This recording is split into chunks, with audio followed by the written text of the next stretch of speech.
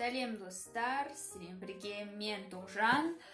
Мұнда әлі адамдар бар ма? Менің осындай жайский, разговорный видеоларын көретін. Ақырғы кездері мен видео түсірмей кетті ютубқа, білмеймін не екен. Мен каналда жаңа рубрика ашуды шештім. Яғни мен өзімнің әртүрлі проблемаларым жайлы айтатын боламын. Просто мен ішінде өте көп проблемалар, неше түрлі жаман нәрселер жиналып кетті. Және маған бұның бәрін бір жерге шығару керек. Мен негізі осылай бұрыннан бері осындай видео түсіргім келген болатын. Мен өз проблемаларымды осылай айтқым келген болатын. Тіпті бөлек канал ашқым келген болатын. Где мен просто өзім жайлы айтамын. Тек қана қазір мен шештім осылай видео түсіруді. Мен просто әртүрлі блогерлерді көрем. Және оларда осылай өз проблемаларын айтады там видеоларында. Және аудиторияларды, блогерді там поддерживать етеді. Мен де осылай видео түсірмей кеттім. Если что, бұл видеода мен өте көп жаловаться ететін боламын, және өте көп өзімді жамандайтын боламын. Так что, егер сіздер менің осындай нытьемді тыңдағаныңыз келмесе, видеоны өшіріп тастауларыңызға болады. Ал егер сіз мен жайлы біраз көбірек білгіңіз келсе, онда видеоны ары қарай көруіңізге болады. Ендеше мен бастаймын. Бүгінгі видеода мен өзімнің ең үлкен проблемам жайлы айтатын боламын. Бұл социофобия. Мен социофобпын, наверное. Мен просто Google'да қарадым, және бүкіл осы социофобияның белгілері менде бар. Мен даже тест тапсырдым, кажется. В общем-то, мен ойымша менде социофобия. Жай сөзбен айтқанда, мен өте ұялшақпын, өте жабықпын және тұйықпын. Маған өте қатты қиын, адамдармен сөйлескен, коммуникация жасаған өте қиын. Мен адамдармен мүлде сөйлесе алмаймын. Мен адам көп жерлерде өзімді өте жаман сезінемін. Мен почти ешкіммен сөйлеспеймін, өз отбасымнан басқа. Және бұл өте менің өмір сүруіме кедергі келтіруде. Мен өзімді үйден басқа жерлерде өзімді өте жаман сезінемін, өте некомфортно сезінемін. Тек үйде ғана және отбасымен ғана мен өзімді еркін сезіне аламын. Және мен білмеймін қайдан шықты бұл проблема. Вроде менің ата-аналарым нормальный, вроде бы ұрыспайды қатты. Вроде как бүкілі нормально. И мен ағам да, бауырым да тоже олар вроде как нормальный. Вроде как там сөйлеседі что-то біреулермен.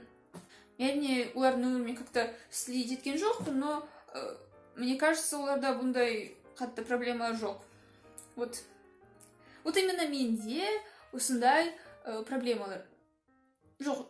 Просто бұндай проблемалар аудан шығуы мүмкін емес қой. Егер бұндай проблемалар аудан шықса, мүмкін бұндай адамдар көбірек болушы еді. Просто мен вообще өз өмірімде мен сияқты адамды кездестіріп көрмеппін. Мен только бір адамды ғана кездестіріп көрдім өмірімде. Реально өзінде жабық. Мен сияқты, даже мен де хуже, наверное. Хотя интернетте бұндай адамдар өте көп. Бірақ бұдан как-то маған спокойно емес. Мен білмеймін қайдан бұл проблема шықты менде. Қашан шықты бұл проблема менде. Вроде бы балабақшада ондай что-то болған жоқ. Да вообще мен кішкентай кезімде вообще есімде жоқ. Мен только 4-ші сынып қана есімде бар. 4-ші сынып қана жақсы есімде қалды. Балабақша, 1-ші, 2-ші, 3-ші кластар вообще мен миымда жоқ. 4-ші классы ғана мен что-то жақсы есімде қалды. Сол 4-ші класста бұл проблемалар тоже болды менде. Мен ешкіммен сөйлеспейтінмін. Мен кабинеттен шықпайтынмын особо. В общем-то, 4-ші сыныпта да мен осындай өте ұялшақ болатынмын. Және қалай мен бұл проблемаларды шешуге тырыстым деп ойлайтын шығарсыздар. Бұрында, это 5-6 ғасырда мен реально как-то тырысқан болатынмын осы проблеманы шешуге. Мен тіпті ютубта әртүрлі видеолар көретінмін, типа как стать общительным, сондай бірдеңкелер көретінмін. Мен даже какой-то там список даже жасайтынмын. Вот бүгін мен осылай это істеймін. Ну, в общем-то, көріп тұрғаныңыздай, бұл особо көмектескен жоқ маған. Мен даже психологқа барған болатынмын, мектеп психологына алдын жылы. Просто мен мамам өте алаңдап кетті. Және осы психологқа баруға шешті мені. Ну, мен как-то 3 күн бардым сол психологқа. Ну, потом ол вообще бір жерге жоғалып кетті. Потом мен барған жоқпын особо. Және қалай ойлайсыздар, көмектесті ме ол маған? Әрине де жоқ. Қазір мен бұл проблеманы шешуге вообще ештеңе істеп жатқан жоқпын. Маған лень өз проблемаларымды шешуге. Мен просто мектептен келемін, там шаршап и жатамын. И болды. Маған вообще типа желания жоқ бірдеңке істеуге. Ну вот, короче, ақырғы кездері вообще түк істегім келіп тұрған жоқ.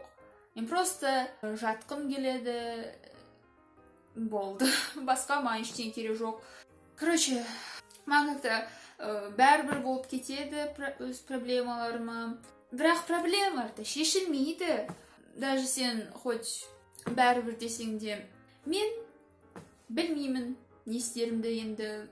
Мен білмеймін болашақта не болады менімен. Қалай мен мұндай мінезбен вообще тірі қаламын болашақта. Мен білмеймін қалай мен, не знаю, университетке түсемін. Қалай мен жұмыс істеймін. Қалай мен білмеймін. Мен білмеймін не істерімді. Қалай бұл проблемаларды шешемін. Білмеймін, может болашақта бұл проблема как-то өзі кетіп қалады. Мен білмеймін, короче, не болады. Қалай ары өмір сүру керек. Короче, мен ештеңе білмеймін. Проблемалар шешілмеуде. Вот. Және, міне, бүгінгі видеода мен сіздерге осы үлкен проблемам жайлы айтқан болатынмын.